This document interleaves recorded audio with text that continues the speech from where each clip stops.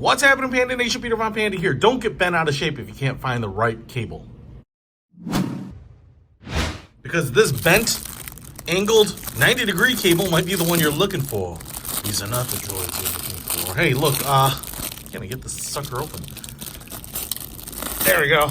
I picked this up because I have a CD slot mount. You can check out my videos of that in my car.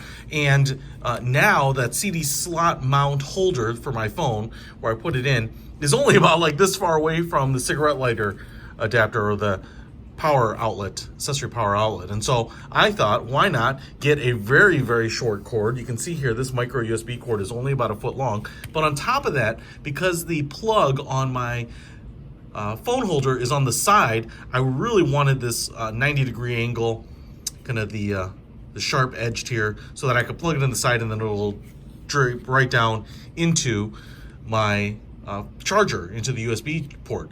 But on top of that, what I really thought was clever is to have something like this where it's just the blade and would go into the charger, as opposed to something more traditional like this where you've got a big plug.